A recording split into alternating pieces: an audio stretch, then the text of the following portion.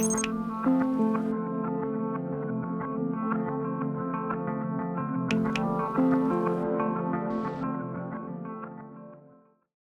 going to get started by having everybody on our panel here give a 1-minute introduction of themselves and their interest in the Bitcoin space. So, Guillaume, why don't you start first? 1, 2, you guys hear me? Get a microphone. 1, 2. Okay. My name is Guillaume. I'm at Guillaume on Twitter, and I'm with Gyft. I'm the product platform lead for Gyft. And since I've been involved in digital currency for the past few years, not in prepaid, not directly with Bitcoin, and since but I've been following Bitcoin for the past 4 years, let's say, and since the beginning of this year, I decided to dedicate my career to Bitcoin and join Gyft to see how we could help the mainstream of Bitcoin. So what I've been working on since the beginning of this year is how do we essentially allow people to use Bitcoin without knowing that they're using Bitcoin, right? So what you've heard in the previous panel with Bitcoin 2.0 applications, one way to describe that is to say, well, there are, we can maybe take some of the Bitcoin capabilities and make it not talk about Bitcoin, not talk about transaction outputs, not talk about addresses, not talk about multi-sig, but simply give the kinds of metaphors that people are used to today. So Gyft is a company based out of Mountain View in California. We're pretty well known in the Bitcoin space. I think they're the biggest or one of the biggest merchants accepting Bitcoin in the US. And they're helping people turn their Bitcoin into gift cards to spend it at merchants. So our CEO and myself, with our interest and passion for Bitcoin, we thought, okay, well, that's a great way to actually, that's a great Bitcoin 2.0 application. So how do we turn gift cards on, how do we put gift cards on the blockchain so that people really just use gift cards like they're used to today, but they get the benefits of assets on the blockchain. Okay, all right, and John. My name is John Bridge. I'm with the U.S. Marshals. I'm probably the first person in my position to attend an open forum like this, so go easy on me. And in a nod to the last panel, in 100 years, my consciousness will be distributed across numerous servers across the galaxy, keeping Jameson's consciousness in check.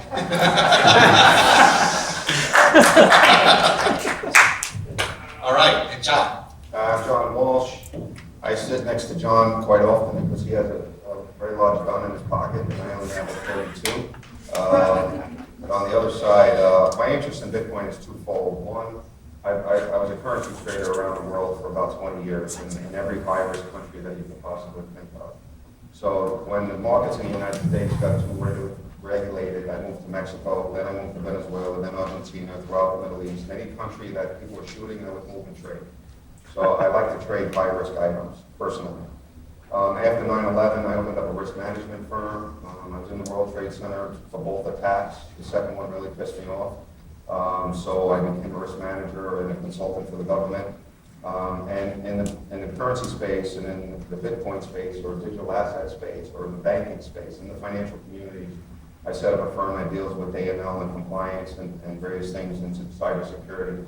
So related to cryptocurrency, with my firm SightSpan, which is headquartered in North Carolina, with offices in New York, Montreal, Florida, Saudi, Dubai, and Singapore, we have the acting compliance officer, the consulting compliance officer for about 56 different firms. A lot of small firms can't afford to have their own full-time people, so we act in that capacity because it's our expertise. So. And one of the reasons why I'm here as far as mainstream is like, I'm always trying to learn why I would want to trade something. So when I was a foreign exchange trader, the smallest trade we would do when I was broke was $20 million. So I'm having some tough time getting people to trade $20 million of Bitcoins at any one time. Yeah, that might move the market. Right, so when we talk about mainstream, I'm going to be more debating Not because I don't like it, because I do like it. So how do you make changes? Kind of ask ourselves those difficult questions. Yeah, so we have a really diverse panel here where we have a government agency represented. We have one of the best known Bitcoin operating companies that does significant business in Bitcoin represented, and then someone in the risk management and compliance side of the business. And I'm Stu Lustman, and I'm a finance guy turned blogger in the space with an expertise in the Bitcoin lending sites, the peer-to-peer lending sites in Bitcoin, where I talk about them on my blog at p2plendingexpert.com. All right, so let's get started. All right, guys, what do you think is the biggest point of friction in getting more people to adopt Bitcoin? And have you seen any solutions in the market that you think address this particular problem? Shall I start? Who wants to go first? Yeah, so I think I'm going to echo a number of points that have been made today. Mostly so far, I think what we've seen at Gyft, for instance, is that the use of Bitcoin has been very correlated with the price of Bitcoin, which you could explain by saying that there hasn't been a lot of use case outside just mining and speculating on the value of Bitcoin. So what we're really interested in is, and what I'm interested in is what drives actual use cases. So in the pure Bitcoin 1.0 space, because I know this is important, actually, we're not even at Bitcoin 1.0, we are at Bitcoin 0.11. So in the Bitcoin space, there is a few things that are happening right now that are very interesting, which allow people essentially not to have to buy Bitcoin, which I think is a big problem. I mean, the only way to try Bitcoin was buying Bitcoin and trading Bitcoin, but actually services like ChangeTip, for instance, are making a great job at getting people to just own a small number of Bitcoin. I see also a company here that was presenting, they allow you to buy $10 worth of Bitcoin. I think that's great. So, but any service that's going to allow people to own Bitcoin without earning them, typically by engaging in social media, receiving some tipping, Zapchain is doing that as well. Streamium.io is doing that now with video. All these services are going to allow people to start collecting, earning Bitcoin, not on a transaction basis, but on a gift basis, which is going to really help avoid a lot of the issues with, that come with commercial applications. So to me, that's a really interesting place for driving adoption of Bitcoin 1.0. And then there is Bitcoin 2.0, but I'm going to leave my... Okay, let's see what the Johns have to say. Yeah, for the Bitcoin as a currency, I think the two biggest things I see as friction is the intuitiveness. For the average American, they're too lazy to adopt the technology that requires them to do more than what they're used to doing, and it's not intuitive. So I think as people get used to using apps on their phones, they're using mobile payment systems, they seem to be taking to that more easily. So I think as that happens, and then you see the Bitcoin wallets going to a app-based platform, I think it'll probably see better results. And the other thing is reputation, brand reputation. I speak a lot to law enforcement throughout the country, a lot of federal law enforcement, and you may not be, but I'm shocked sometimes still the things I hear. Some people think that Winklevoss owned Bitcoin. They say, well, I thought Bitcoin went down in Japan and it doesn't exist anymore. I mean, I hear everything, and so then half the time I'm spending when I do my presentations is re-educating people on what Bitcoin is and how it works, and how the underlying premise of the technology, because they just really don't understand it. The misinformation in the media, and also that the media doesn't do an effective job of conveying it. I agree. I don't think it do an effective job either. Okay, John. I agree with both gentlemen that the media hasn't been doing a good job. But really, if you ask a trader, why do I need Bitcoin? Nobody's ever given me a good answer. I don't need Bitcoin. Simple. I don't need to do it. If I want to trade something, I can trade thousands and thousands of other things with liquidity, without issues, and quickly. I don't have to go study anything. I don't have to do anything. Even Bitcoins, I don't really care sometimes about Bitcoins. I care, did I make money today? Yes or no? I'm a capitalist. So sometimes it's that simple. So in order for us, I think, in order to broaden this out a little bit, we have to add the liquidity. And the only way to add the liquidity is add commercial applications. Without commercial applications, it's not going to be liquid enough. So my son trades Bitcoins. I gave him some money for his birthday, actually, and now he loves Bitcoins. When he makes money, he hates Bitcoins when he doesn't. It doesn't make a difference what the press says. When he makes money, he loves all of us. When he loses money, he doesn't. Traders look at things very different. They're not looking at it intellectually. They're not looking at it any other way except, is this profitable for me?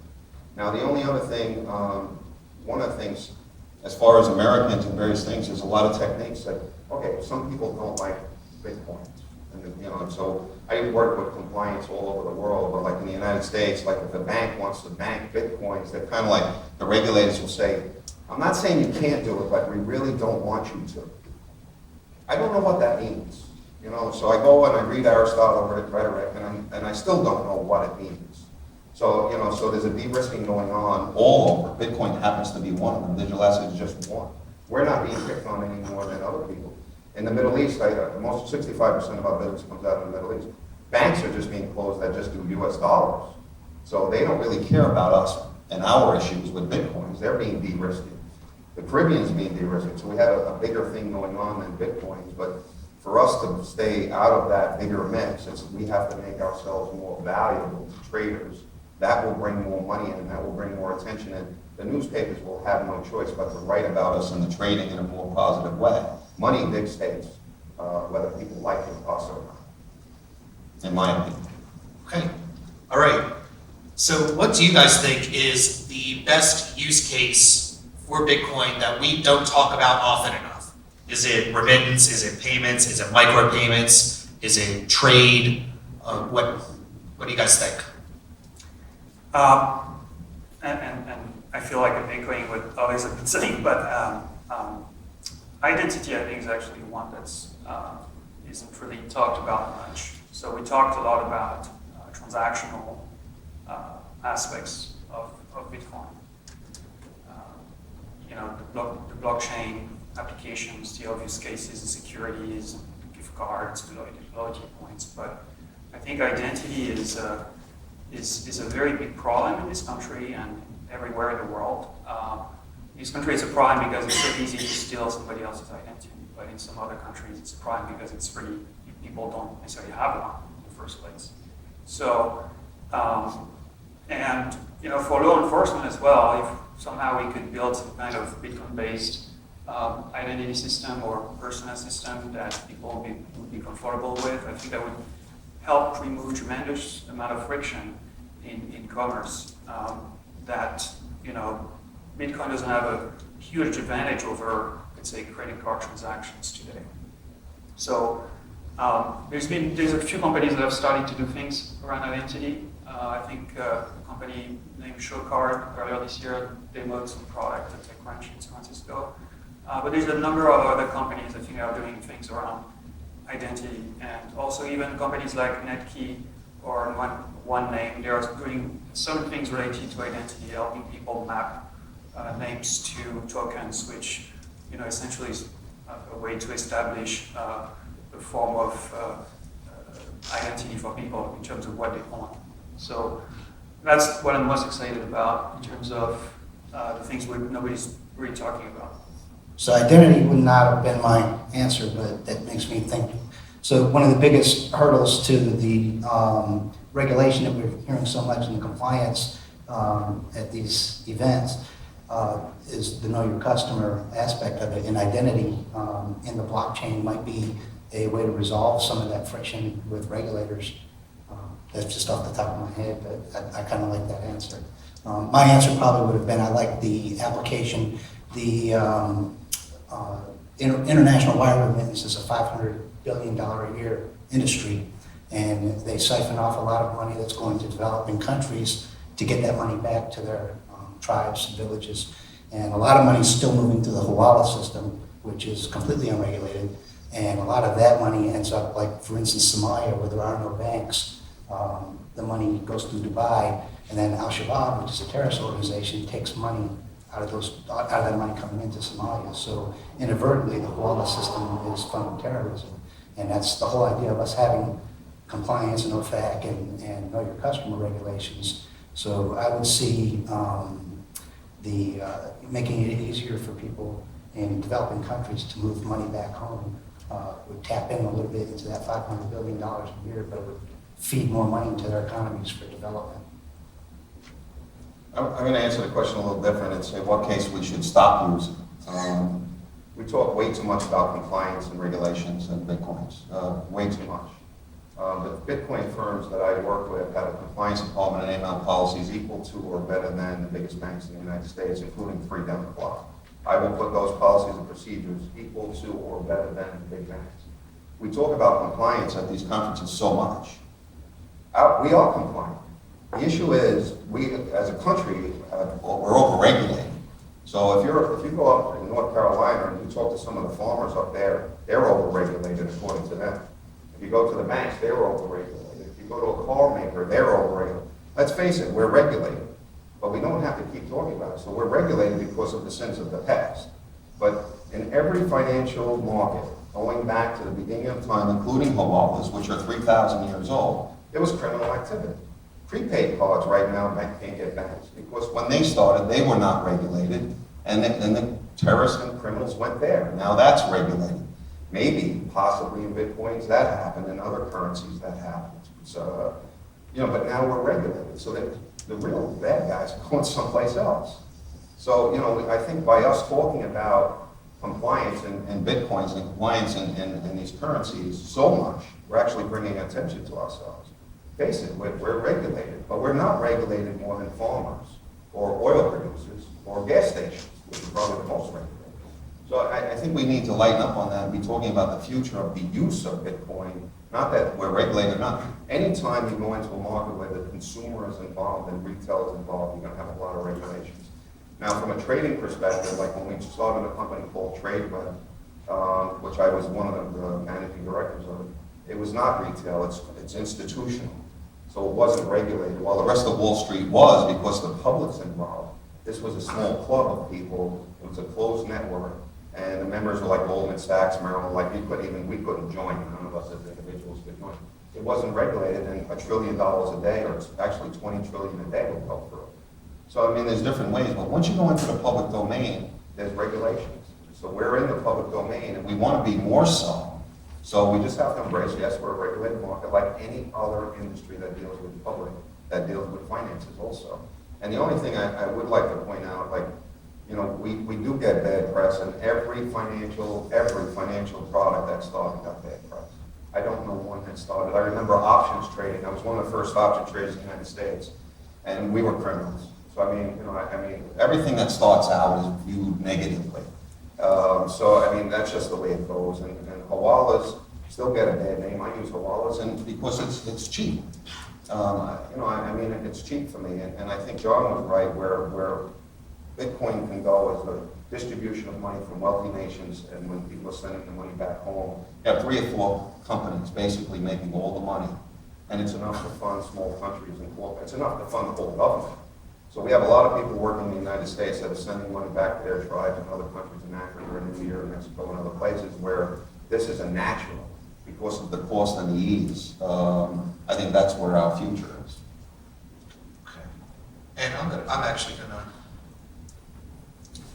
gonna chime in on this one as well, because my favorite use case, which is something that I haven't actually heard very much about here at this conference, is really using Bitcoin like money and using it as an investment tool, whether it is to trade in and out of it, which a lot of people do, or my favorite way to invest with it, which is to lend it out to others, whether it is to Bitcoin operating companies or to others that just prefer to pay back in Bitcoin rather than fiat by way of the Bitcoin lending sites. It's one of my favorite things. And I also like some of the companies that are out there, like First Global Credit, that allow you to take your Bitcoin and they collateralize it so that you can use that for investment purposes. I think that's a very, very cool use case and something that is not just underutilized, but it's something that's not talked about much in our community either.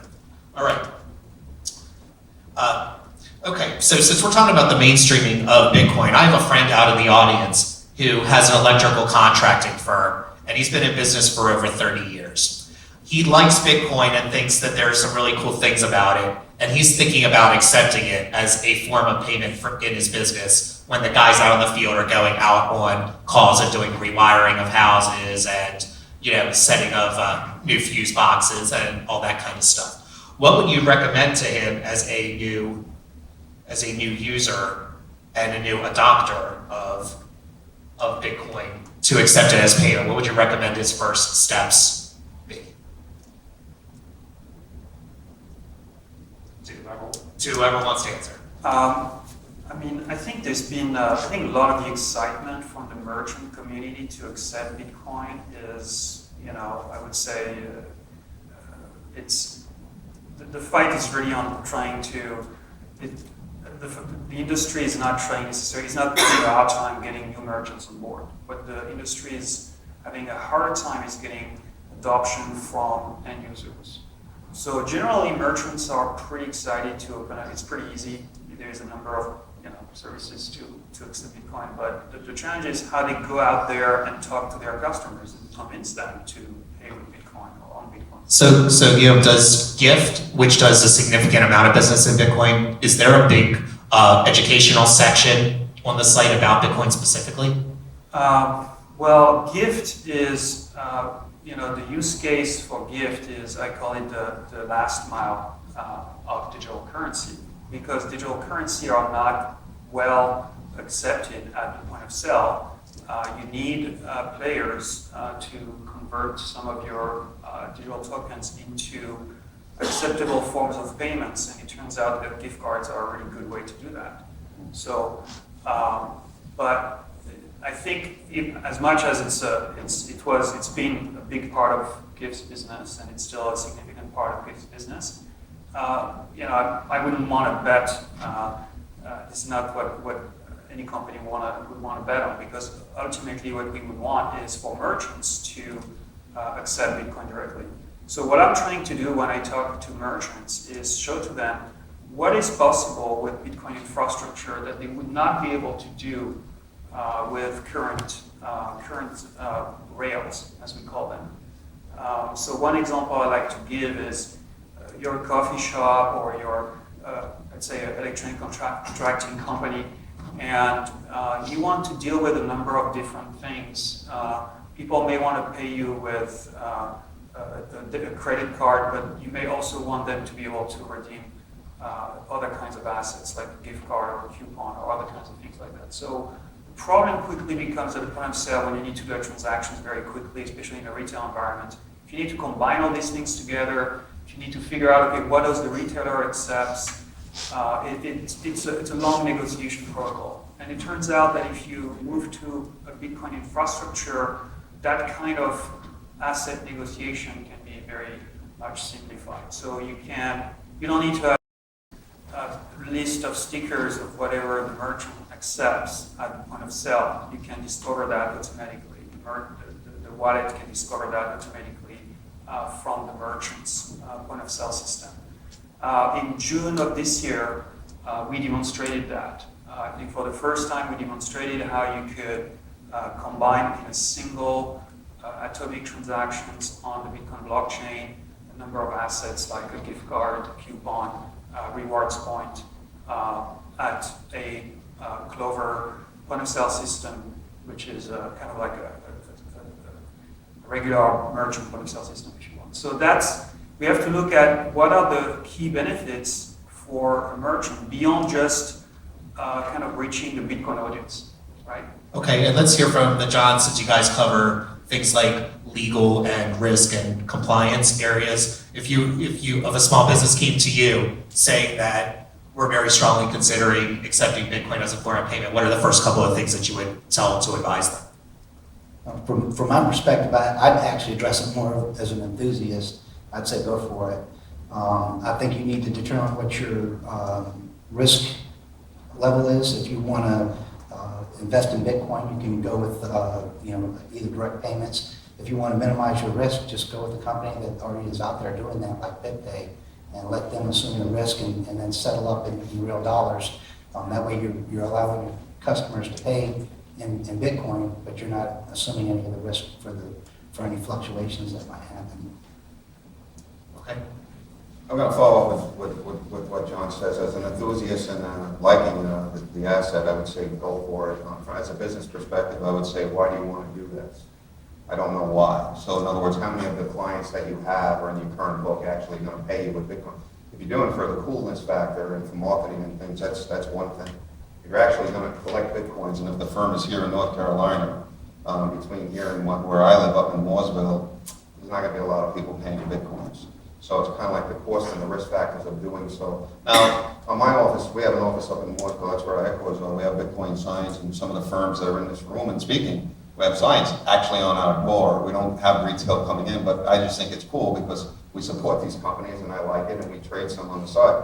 But as a retailer, and particularly in the service industry, will you make money is the question. And if the answer is no, don't do it. I mean, that's just basic common sense from a business perspective. Now, and at the end of the day, you know, like when you're going to convert them back to dollars, what's your strategy? Maybe there's a lending strategy. I like what you said. If there's a strategy that goes with the electric company and the service, maybe to lend it out, maybe to make money, maybe to invest it. But if you're going to convert them into dollars the next day and bid ask is more than 3%, then you're better off just using a credit card. So I mean, there's a lot of things at play here besides, hey, it's cool.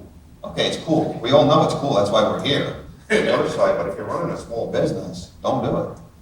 Unless there's, you know, unless you really want to join us in the enthusiastic perspective.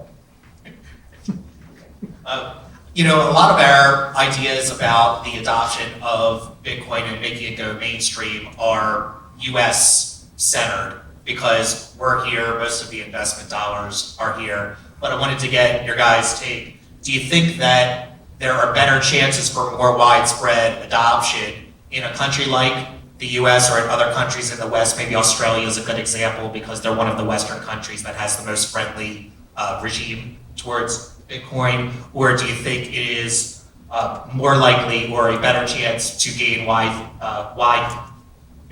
mainstream adoption in a crisis country? Well, I think if we forget about the technological aspect of Bitcoin, if we just focus on digital currency, which is, I think, what we need to talk to people about. I mean, there are lots of examples, you know, that have been going on for many years. Very successful digital currency projects in Kenya and other places. So I think places where there is not a lot of trust or a lot of access to banking are very likely to adopt that much faster. But that's a very obvious statement. Yeah, no doubt. In fact, a lot of the other fellow Bitcoin lenders that I deal with are from crisis countries, specifically Venezuela and Argentina, where Bitcoin is held in a high esteem as a store of value because it is easier for them to get a hold of Bitcoin than it is to get a hold of US dollars, both of which they would prefer than their crappy home currency. So that's definitely something that I see, but I wanted to hear your guys' take because you have some interesting perspectives. So I think the blockchain technology aspect is probably more fertile here and in the West, but for the currency, and just to be clear, there are a lot of underbanked and unbanked people in the United States. It's like 20%, I think, something in that range. So there is a valuable aspect for it. Those are the people that are currently using prepaid cards and other non-traditional payment systems. But the fertile soil is going to be in developing nations, I think, for the actual currency. The development here and the currency applications more for the developing countries. I think to follow up on that, if we looked at the crisis currency, there's different reasons why they're using it. So if you go to a crisis currency, they don't trust their government and they want to hide information. So it's a black market peso. Right. Instead of they call it a black market peso market, which you can look up. But they're using Bitcoin to hide it for taxes and various other reasons because of the devaluation and the fluctuation. Well, right, they're also using it because they perceive it as a stronger store of value than their home currency. Well, gold is even, you know, like Vietnam is probably the biggest buyer of gold based on population because they don't trust it. They don't care what the asset is, right? Bitcoin is one. Now the other reasons why where I think the usage could be is in an undeveloped country because they can't have banks and credit cards. So from a retail perspective, that's a wonderful marketplace. But I don't want to diminish the usage here in the United States because, as John pointed out, we have an issue here in the United States where poor people can't have bank accounts anymore. They're priced out in the market because of the economic situation. That's a great market to be utilizing Bitcoins, and those are the ones using prepay, which are now being gouged as far as cost is concerned. So we, like because of the size of the United States, I mean, Australia would be nice, but it's about the size of Massachusetts economically. So it's kind of like, we really don't need to go much further. However, the technology and what we're doing at SightSpan, we're moving some of our clients into other countries that are that receive us well. So the Dominican Republic is one. We took some Bitcoin firms. We're moving into countries that the government is receiving us so that we could operate and use it. And our use case is real. It's not theory. It's not in a SAS laboratory. We're actually functioning in Costa Rica, in Dominican Republic, in Zimbabwe, and we're doing online gambling and various things like that. But we're showing that the technology works. And then the investors looking at it and say, hey, this really does work. But maybe someday we're going to be selling the technology, not necessarily the Bitcoin. What's going through it. So it's a difficult answer. I agree. I think that there's, each case has its potential uses and pitfalls. Okay, now we're going to open up the floor to questions. So, does anybody have a question for our panel?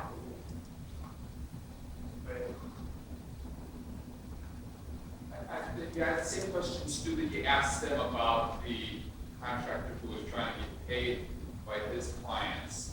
He obviously has workers going out, maybe some of these unbanked ones that analysts are mentioning. How would you convert them to get paid in Bitcoin? You mean? I'm sorry. Are you talking about the customers, or are you talking about his employees? Because employees, I assume, are getting paid with paper checks. Or so if the employees are getting paid, or if the guys when they're out in the field are getting payments either by check or by credit card, where they're running it and taking the number and bringing it back, I would think that accepting Bitcoin would be a relatively low on that friction scale for them, because the guys are already there in the person's residence. It's not a true point of sale in a retail store where they need it to go through in like 60 seconds or less so that they can have them work on the next customer behind them. I'm sorry, You mean payroll? If it was John or John, excuse me, who was talking about the fact that there are a lot of people in the United States that are unbanked. You're talking about payroll. You're asking for payroll. On the payroll side, just to give Oh, I'm sorry, I misunderstood. Yes. No, but like on the payroll side, I have some clients that they were like, oh, if you want to be working with us, we're going to pay you in Bitcoin. I don't really care. I get paid in a lot of different currencies. So from a payroll perspective, I think it's more, in this particular case, it's the electric firm, the service company. They can just go to their employees and say, we're going to pay you in dollars, Canadian dollars, and Bitcoin.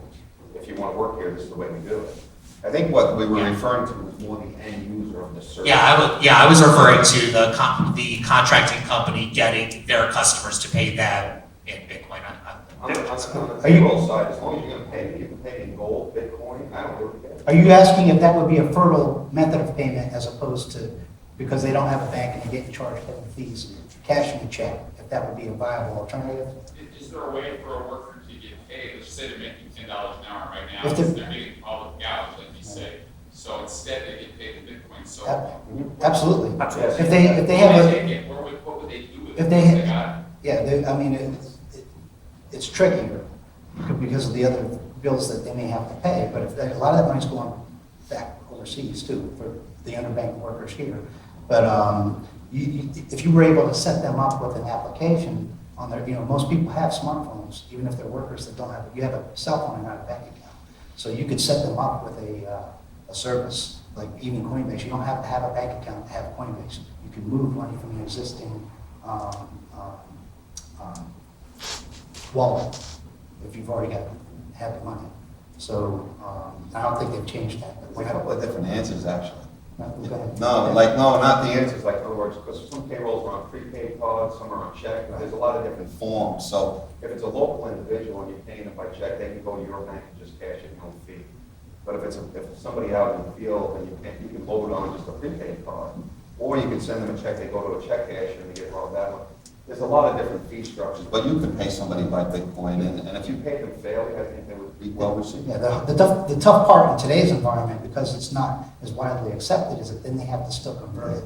So whether they're going through a bank or whether they're taking that Bitcoin and purchasing prepaid cards, then now you're back to they're paying the fees for prepaid cards. So it's sort of a circular argument. At the point where they can actually pay their rent in Bitcoin, then I think that would make more sense. Yes. So first and foremost, I did work at BitPay, but during my time there, well over a year and a half, I did receive all of my pay in Bitcoin, and I subsequently used it to actually buy and sell services as I would need them. There's over 100,000 businesses worldwide that do accept Bitcoin for their services. Today, that's increasing often by over 1,000 new customers per week, were the latest numbers that were published.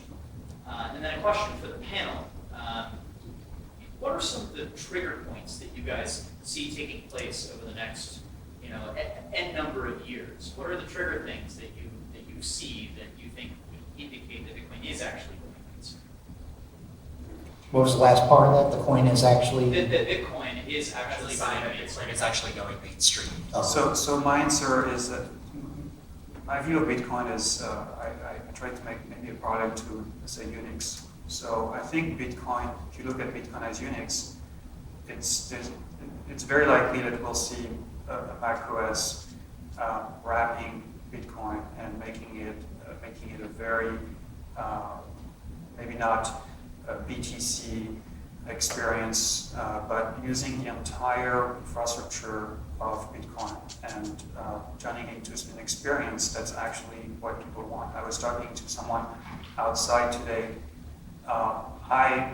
Gyft, we looked at the Bitcoin ecosystem, and myself, I thought, wow, there's really nothing that compares out there in terms of open source infrastructure for financial services. So if you're a bank and you need to create a new mobile banking application, I think very soon you're going to have to choose between, basing it on a BitGo type infrastructure or building your own. But fundamentally, there's a lot of things that can be reused. So the trigger point to me is if I think about it as Bitcoin as an ecosystem, right? And so Bitcoin as a currency, it's hard for me to make any prediction. But Bitcoin as an ecosystem, I think as companies like Gyft and others start to adopt Bitcoin as a platform, not just to issue assets on the blockchain, but also as a software stack. At some point, people will be using a Bitcoin wallet and not even knowing it's a Bitcoin wallet. But they will have benefited from all the extremely, hard work that is being done every day on forums and by, developers around the world. That to me I see it happening. And I'll address that from the currency standpoint. At the point where our movie stars from last night can spend 100 days, when the infrastructure for Bitcoin reaches the point where they can finish the 100 days without the stress that they had at the end of the 100 days last night, that's the trigger. That's when you know that it's arrived. Good answer. John, what do you think? I'm not sure it ever will arrive. So I don't know where that trigger point is. When I can use it, and it's not a pain in the ass. It's arrived for me. When it arrives for somebody else, it's very different, right? So the trigger point for me is more around, believe it or not, around the technology and the security side than it is the currency side. What I think Bitcoin and the technology together, the trigger point is going to be together. Separately, it won't work, in my opinion. I don't care what currency I trade. I don't care what currency I use. I have multiple currencies in my pocket right now, and I don't really care. Whatever is easy and fast for me and economical for me. Like I have too much foreign currency in my pocket because I don't want to go to the airport and change it back because the bid ask is too much. So I just keep it until I go back. So I'm a pretty cheap guy. Now on the other side, the security side, I think when this is mainstream, and I deal with our fastest growing business at SightSpan is the cybersecurity side, and I look at numbers, and numbers tell me what's mainstream and what's not. Compliance is steadied off because compliance sucks. Everybody has to do it. It hasn't changed that much, believe it or not, in the world. It really hasn't changed as much as it hasn't. It has in our world here because it's new, but it hasn't changed that much in the general world. The technology is changing because as we have to deal with security and cybersecurity specifically, we have the answers here. So if it's Bitcoin going across that's going to be secure, then that's mainstream for me. I'm in, I'm all in. And I'll just use that currency. I just see that platform being able to be multi-currency versus one. That's my own, I'd like to bounce back to something that was said earlier on the earlier panel as well, I think it was Andy. If you guys are looking for an opportunity in that space, in the blockchain space, cybersecurity, when we can solve that, I mean, there's so much money to be made in it. I mean, trillions of dollars literally to be made when we can resolve that issue. You know, there's a lot of opportunity there. I want to add to that because we're actually agreeing, and I actually agree with you too, because if you look at where we would be mainstream, and I think this is the answer here, the biggest part of the economy in the United States is the medical field. I don't really care. Banks talk about data security breaches all the time with your credit card. That's peanuts. Actually, the real cyber crime is not done in banks, it's done in hospitals. The most valuable information in the world is your health records. That is the most valuable information, and it will be for the next 100 years. Your credit card information will be the shit next week. You just get another credit card. You can't get another life. Now, if you have a hereditary disease and nobody knows about it, but I find out about it through your grandchildren, and I will not buy your grandchildren because there's high probability they're going to have that disease. Medical records is probably right now the most vulnerable spot in the United States. And people don't really look at it that way, but like cyber warfare goes both ways, right? So if you do a survey of the world, the people are most afraid of the United States attacking them. This is a globalization, because we have a habit of, before we attack a town, we get all the medical records, we do a cyber attack on the town, we find out all the medical records. There are different towns around the United States, around the world, where we know what medicines to stop. We know how many people will die in a month if you stop the medicine before one side. So this is serious stuff. We have a lot of that answer, and a lot of the payment systems and Bitcoins and the technology will solve that because of the unique identifier. We're not capitalizing on that. This is a great topic for discussion, and we're going to have to take the rest of it offline. Can I get 2 hours to talk about that next time? Obviously, I have a lot of passion about I this. think Bitcoin will be mainstream when it's not a pain in the ass to do. So when you come back to a Cryptolina and say it's no longer a pain in my ass, I think you're right. That's mainstream for me. That's mainstream. All right, thanks for the diverse perspectives on our panel. Thanks, guys.